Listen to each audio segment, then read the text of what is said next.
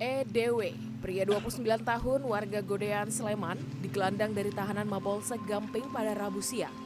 Ia disangka telah melakukan kekerasan seksual berupa pencabulan terhadap 22 anak di bawah umur mulai kelas 5 SD hingga kelas 2 SMP.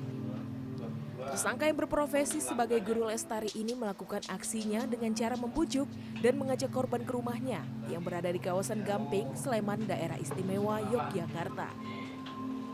Menurut Kapolsek Gamping, AKP Sandro Dwi Rahadian, kasus ini berawal dari laporan salah satu orang tua korban yang menunjukkan sebuah video pencabulan tersangka pada 24 September lalu.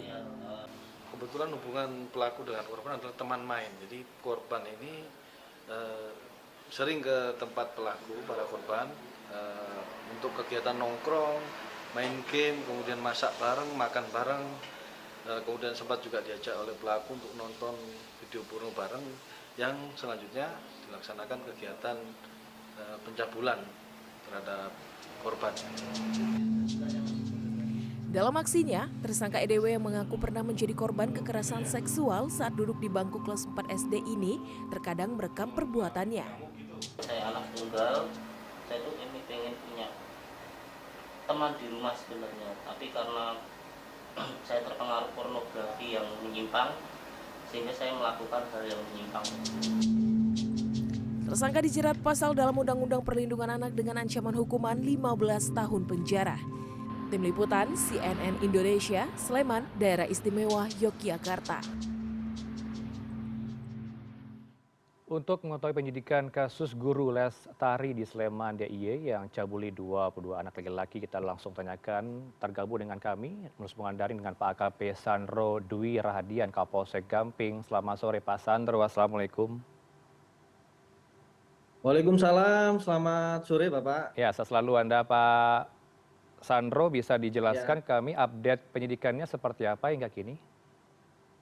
ya, baik, terima kasih dapat kami jelaskan. Jadi untuk saat ini kami eh, berkolaborasi dengan LPSK dan instansi Dinas Sosial, UPTD, PPA terkait dengan penyidikan terhadap kasus pencabulan anak di bawah umur. Saat ini masih kami periksa saksi korban sebanyak 3 orang dan tentunya akan masih terus berlanjut untuk kami laksanakan pemeriksaan secara intensif.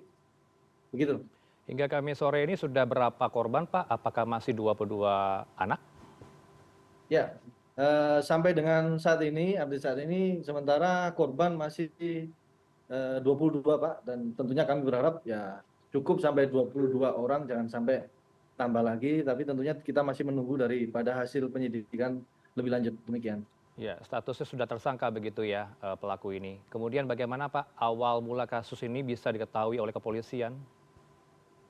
Ya, baik, dapat kami jelaskan. Jadi awal mulanya adalah pada saat itu ada seorang ibu yang malam-malam kebetulan datang ke polsek kami.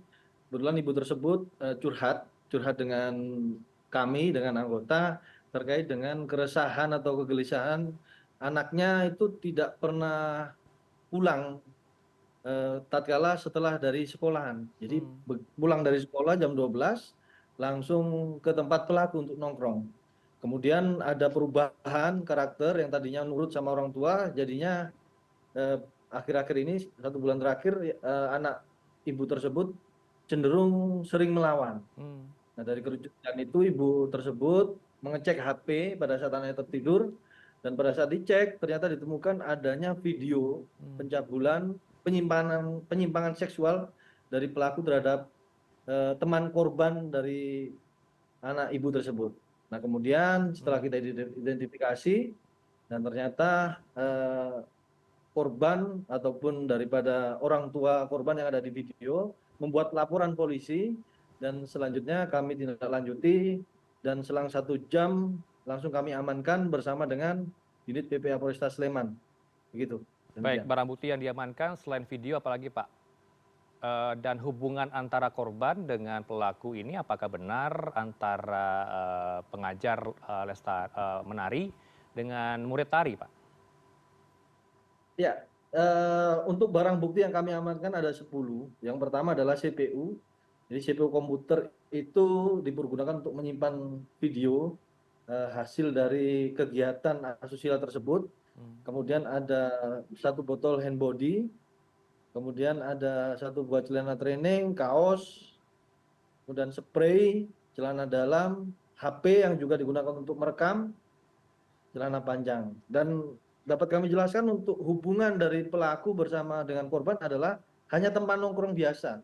Jadi di samping pelaku ini pekerjaannya sebagai outsourcing atau OB di suatu TK, pelaku ini dikenal sehari-hari aktif di dalam kesenian, sekaligus mengajar daripada kesenian. Namun untuk korban-korban yang menjadi korban daripada pelaku ini, itu adalah hanyalah teman nongkrong.